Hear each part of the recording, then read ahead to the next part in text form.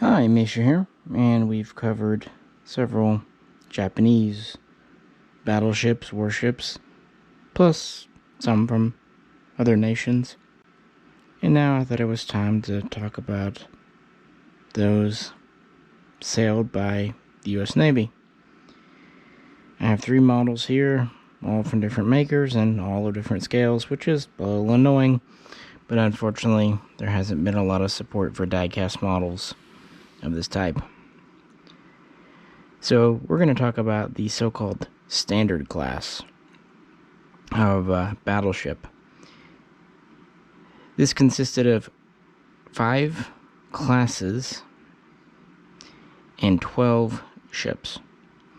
All of them were ordered between 1911 and 1916, and all of them were commissioned into the Navy between 1916 and 1923. All would be updated and modernized beginning in 1927 through 1937, and all would still be in service by the time of World War II. And of course, they're famous because of Pearl Harbor. So we have here a model of the USS Pennsylvania, BB-38. This is a 1,250 scale from Atlas. Over here, we have the USS West Virginia, Colorado class. This is a 1/1100 scale from Eaglemoss. And of course, the big one, the one that most people know. This is the USS Arizona, also the Pennsylvania class. This is a 1/700 scale from Forces of Valor. So these two are kind of small, pocket-sized models in the $20 to $30 range, and this is more of a $50 model. So we will kind of compare and contrast how the models come off. But the whole concept here is quite interesting. Other nations like Britain and Japan kind of just built battleships, and as time progressed, they modernized them and introduced new technologies. But with the standard class, America wanted just that, a standard. Speed was kind of critical. They wanted these to have a top speed of around 21 knots. This was to match the just launched New York class, which is not considered part of the standard class, but they kind of set the tone. But it would definitely not end there. They needed a similar turning radius, ending up being about 700 meters. They also wanted a more or less standardized hull. They wanted them to all be oil burning, a new technology for that day. They wanted them to have 3 turrets plus secondary batteries. They even all use the same fire control, the same director system.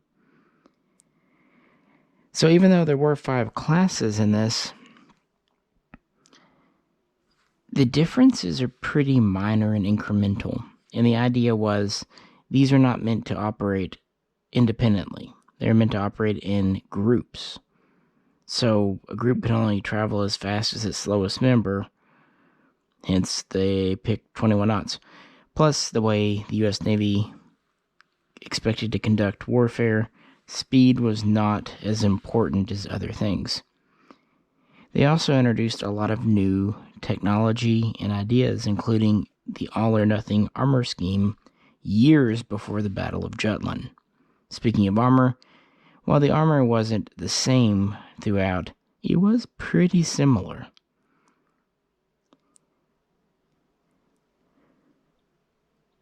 So it's kind of interesting.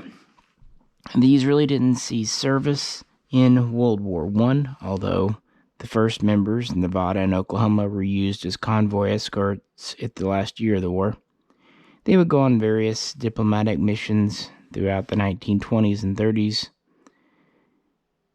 After modernization, 8 would be stationed at Pearl Harbor in the Pacific, 3 would be stationed in the Atlantic, and the final member would actually be at port for a bit of TLC in Washington on December 7, 1941. And with that, let's just talk a little bit more about the specifics. Alrighty, we'll begin with our smallest one here, the model of USS Pennsylvania, 3rd in the standard type. The first 2 were Nevada and Oklahoma, ordered in 1911, and these would have 10 14-inch guns, secondary battery of 5-inch guns, a couple of torpedo tubes, and not much in the way of air defense because, well, it's 1911. They would be about 585 feet long, 95 feet wide, kind of a hard limit put on them because of the Panama Canal. They would introduce the all-or-nothing armor scheme, as I pointed out, and they would have 4 screws. Top speed would end up being a little shy by what they had hoped. It was about 20.5 knots. Originally, they had a standard crew of 55 officers and about 800 to 810 men. Later, the Nevadas would be increased to over 1,300 crew because of refits, and they would be commissioned in the fleet in early 1916.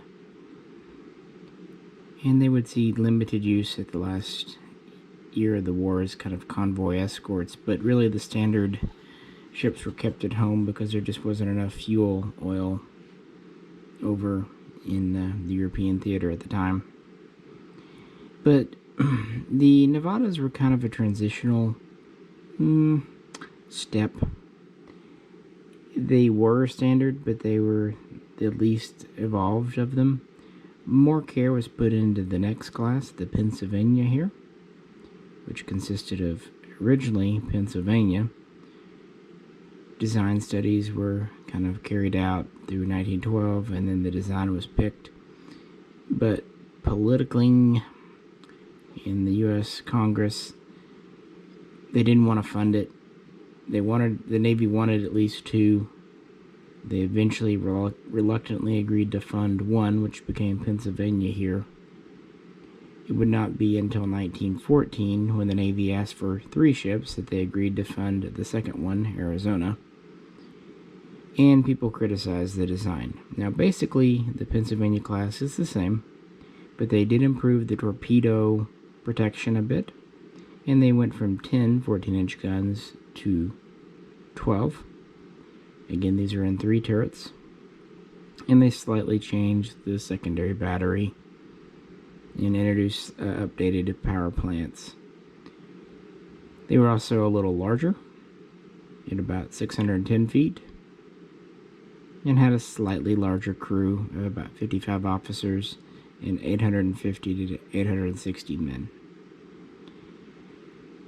Somewhat funny, some criticized them for being too slow, too heavy, while others criticized them for being too weak and ineffective. Some liked them, of course, because they were made, but yeah. Since Arizona was late, her construction was actually given to a naval shipyard, and she nearly caught up with Pennsylvania. Both were launched in 1915. Pennsylvania was commissioned into the fleet in June of 1916, and Arizona was commissioned a few months later in October. So both were in service before America joined World War I. And They would, of course, remain in service, not having seen combat in that war. Their modernization, well, I should back up. The Nevadas were modernized between 1927 and 1930, and the Pennsylvanias were modernized a little bit later between 1929 and 1931. And they all kind of had the same thing done. Their fire control was updated, and their crew was increased. They did improve the torpedo protection again. They removed the torpedo tubes, but each had a couple of 21-inch torpedo tubes, but these were removed. The masts were changed, and the ability to operate float planes was given. On the Nevadas, they would also change the ability for their guns to elevate, giving them better range. Just things like that. Generally doing what modernizing does. By the way, the Pennsylvanias here were a little bit faster than the Nevadas. They could get to about 21 1/3 knots. As far as weight, the Nevadas started off at about 28,000 tons standard, up to about 29,000 tons full load. After their refit, this would increase to about 31,000 and 33,000. The Pennsylvanias were a little bit heavier, just under 30,000 standard to begin with. And of course this would increase with their refits as well. It's very similar. They were commissioned around the same time, and one each was lost at Pearl Harbor, Oklahoma, and Arizona. But we'll talk more about Pearl Harbor and World War II in a minute. As far as this model from Atlas here, like I said, it's 1/1250 scale. It is diecast, and pretty neat for the money. You don't see a lot of models of Pennsylvania. Most of them tend to be of Arizona. So with that, let's move on to the next members in the class. So the model of Pennsylvania there kind of represented the first 4 in the standard class, which were broadly similar. And now we have a model of the USS West Virginia here, of the Colorado class, which does a very good job of representing the last 8. The first in this style was the New Mexico class. We had 2 members, and it was based on the Pennsylvania, but it introduced a new clipper bow. It also reworked the secondary battery, the 5-inch guns, to make them not as wet and more effective. Typically 14 would be the standard here. And these were built and commissioned a little later on. It would have a slightly larger crew of about 1,080 and would be about 32,000 tons standard, about 624 feet long and 97 feet wide. The New Mexicos would have the same 12 14-inch guns. And I think I said there were 2. I apologize. There were 3 in the New Mexico class. They were soon followed by the 2 in the Tennessee class, which were almost identical with the same specs. They just had a little bit better underwater protection and better elevation for the main guns, and a few other minor improvements. And they were slightly heavier at about 32,300 tons. And these 2 would be commissioned in to the Navy following World War I. And that brings us to the final three in the standard class, the Colorados here.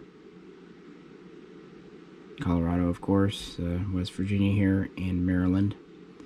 And these are Tennessees, but with new guns. Up till now, the standard class have all used 12-inch guns in 3 turrets. But all the way back in 1911, some in the U.S. Navy were pushing for a larger gun. 12-inch was the standard at the time. 14-inch was kind of coming into use, so already having the 14-inch guns was good. But some thought going to a 16 would be even better. So they worked on some prototypes, and in 1913 approval was given to go ahead and develop a 16-inch naval gun, and the first prototype was tested in the summer of 1914. And so, there's so much politicking going on here and there, not wanting new ships. Finally, in 1916, a compromise was reached. The Navy would be allowed to have warships with 16-inch guns, and originally they were planned for 4, but essentially everything else had to stay the same, because initially they were pushing for other improvements and updates, but they said, okay, you can build them, but it's basically the gun. This was still quite effective. The 16-inch gun, the Mark I naval gun they went with, was twice as powerful as a 12-inch gun, and about half again as powerful as the existing 14-inch gun. And of course, once America got wind of Japan building the Nagato class, it put a certain expediency on here. And so they kind of started adopting mass production techniques, assembly line techniques, to crank these out as quick as possible. By the way, the Colorados were again just a little bit heavier at about 32.6 tons there.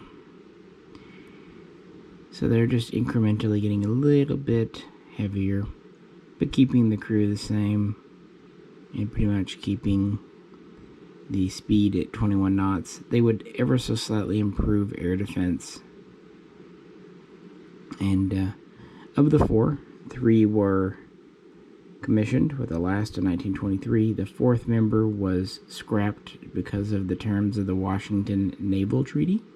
So yeah, it didn't just affect Japan. And these would be the last of the standards. These would be the last U.S. battleships built really before World War II. And so the Colorados here would be the most advanced ships in the U.S. Navy for a long time. So between the New Mexico, the Tennessees, and the Colorados, they're very, very similar. In the 1920s and 30s, they would be used to, practice and whatnot.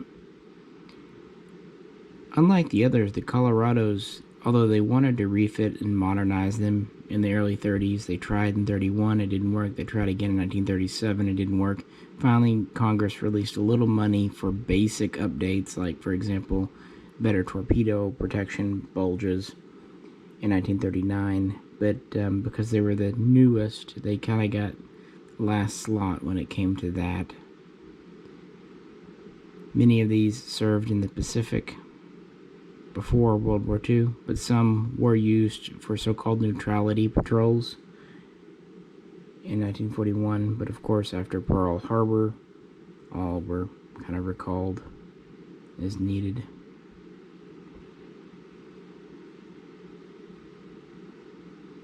And again, this model is from Eaglemoss, 1100 scale diecast. And this is of West Virginia after her refit, because she was quite heavily damaged at Pearl Harbor and out of action for a brief time, but not forever. And with that, Let's look at our last model, talk about Pearl Harbor, and talk about service in World War II for these and beyond. On December 7, 1941, all 12 of the standards were still in service. 8 were at Pearl Harbor. Now the 3 New Mexicos were still in the Atlantic, so they were out of the way. That would have been New Mexico, Mississippi, and Idaho. At Pearl Harbor, really all of them received damage. It's just what happens. It's just a matter of degrees. Arizona, and there's a reason it's so famous, would be the most definitively destroyed. A torpedo would penetrate, and there would be an explosion in the magazine, and it would just sink outright. Total loss. The next most severely damaged was Oklahoma. She did sink, and they did toy with the idea of salvaging her, even doing repairs, kind of getting her up, but they decided later on just to scrap her. She was more trouble than she was worth to repair. Nevada nearly had a similar fate, but they were able to beach her before she could fully sink, and so she was repaired and put back into action. West Virginia, Maryland, Tennessee, they were all damaged. In fact, West Virginia sunk, but was refloated and repaired. The New Mexicos were recalled from the Atlantic. So, yeah, the fleet was pretty under strength in 1942, but repairs and refits were underway. These would initially be used, at least the ones that were available, for coastal patrols and escort. But then by 1943, the standards would be used for the island hopping campaign. They would be quite prominent at the Battle for the Aleutians. They would be used for bombardment primarily, especially the older ones like Nevada, because the guns were just simply out of date and there wasn't much they could do with them.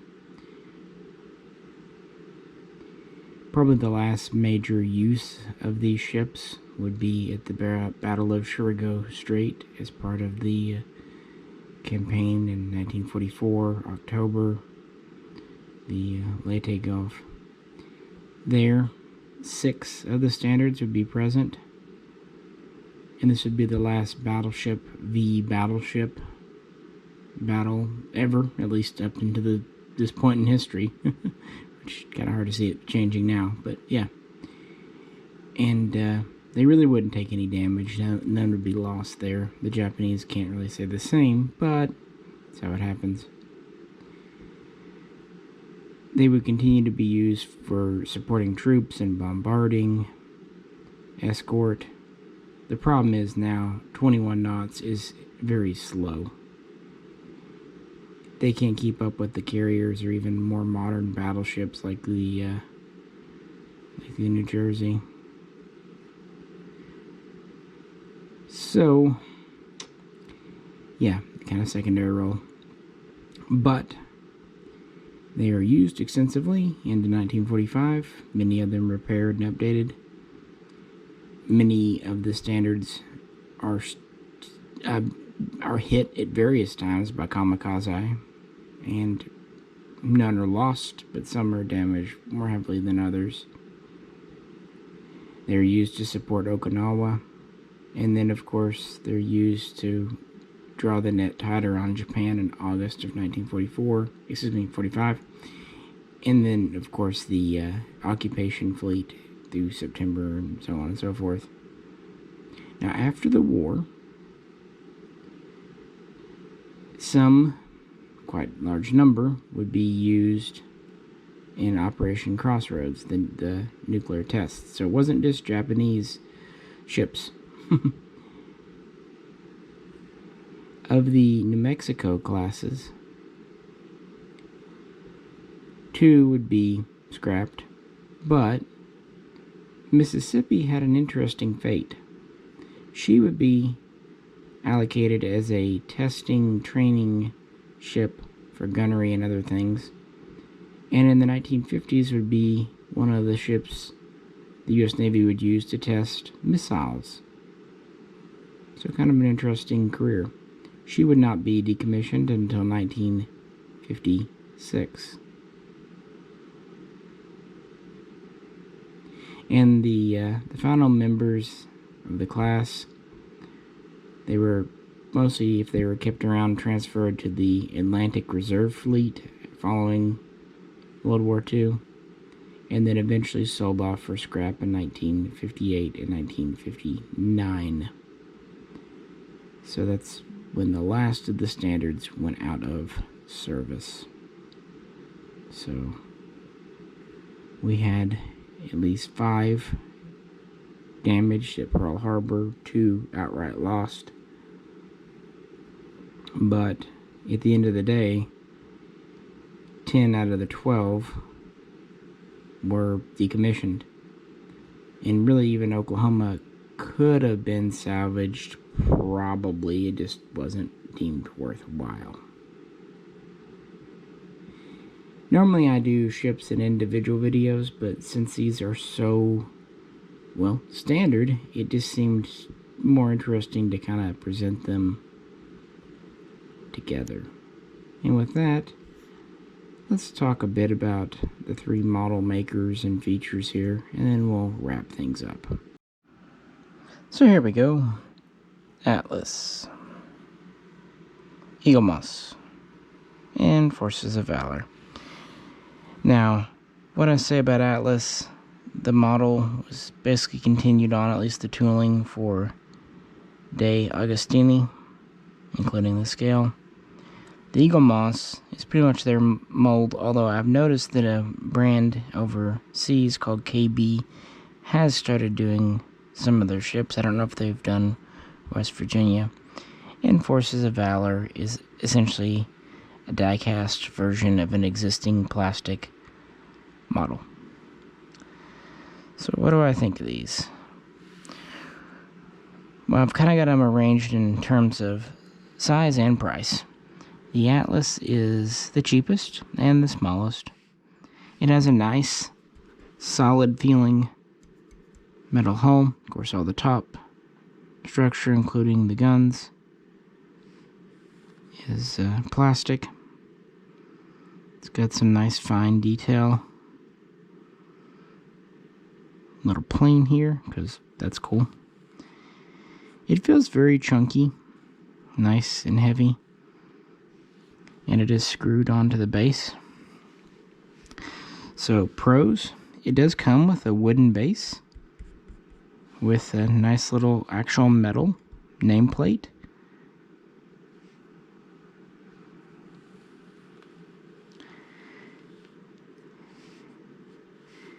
Cons, not many really for the money. I've noticed with some of these, the propellers, the little blades can be missing just out of the box. It's no big deal, they're just kind of glued on. And these can be a little bit more of a fragile polymer because of their size. The Eaglemoss, a little bit bigger. Pretty solid feeling hull. A little more detail for the guns. The polymer's a little more flexible. Not a whole lot, but enough that if you knock it, it may not break. These are slightly more expensive, but not egregiously so. If I had to ding it, I'd say the base feels a little cheaper. It's plastic with just regular kind of decal markings instead of a plaque, and it's hollow, which is fine, but The De Agostini models use this kind of base, although it has a little plastic plate on the bottom, so it feels a little more solid. But for the money, I really do like the larger size that this gives you.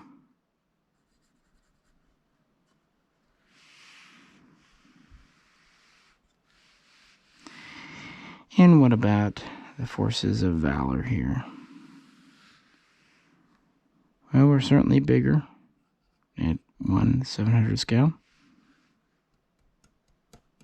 The hull is diecast.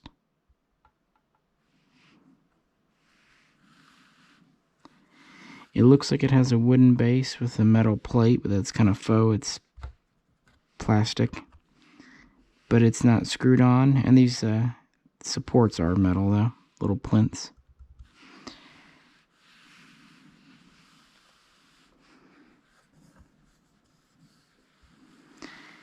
And so its really only con is the much higher price tag. But it's the only one of the three that does have moving turrets. Let me show you here. Sorry for jostling you. Well, not you, my camera, but, you know, effectively you. The turrets do move. All of them. Sometimes they're a little stiffer than others. Let me see if I can get this here.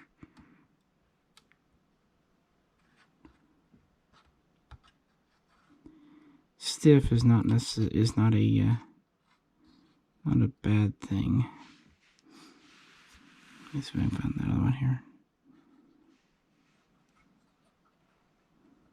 Yeah, this one's a little more flexible.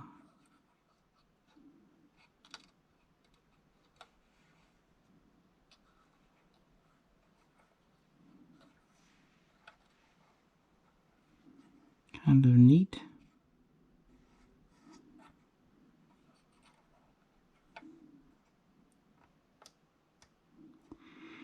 And on top of that, our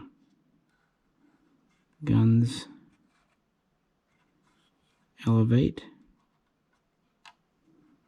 at least to some extent. And on some of the Forces of Valor, I'm not sure about this one, but on some, our secondary battery guns can move too. For example, I know on the Iowa class. So you do get more. These come sometimes with some assembly required where you need to put the rudder and propellers in, but they even provide you with glue to do that, and you have to assemble the stand, but they give you the right screwdriver for that as well.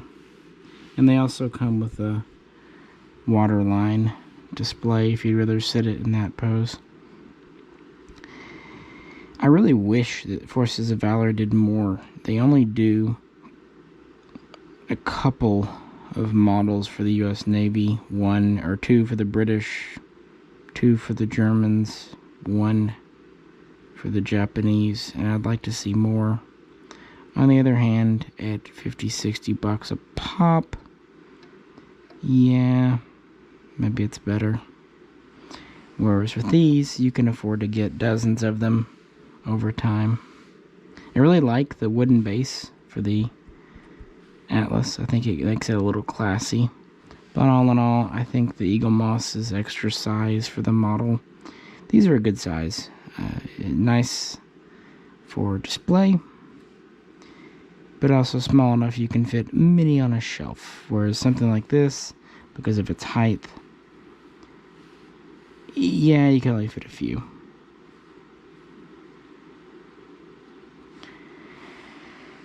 And with that, I will let you go. Hope you enjoyed this look at the standard class. It's very interesting. By the way, you know, those people that thought they were maybe too weak, that proved definitely not to be the case. They held up well in World War II. Their armor was effective. They were able to take multiple torpedo hits when other ships from the Japanese and British Navy couldn't. Really, Arizona was more of a fluke than anything else. Even Oklahoma took well over half a dozen torpedoes before she sank. And the rest just, they were in service for decades. So they proved to be not terribly fast, but they had good turning, and they were well crewed, well trained, and they were very solid and dependable. In fact, the Nevada survived the nuclear explosions at the Operation Crossroads. Kind of fun. Anyway, I hope you enjoyed this. If you could, like, share, and subscribe, and I will catch you very soon next time.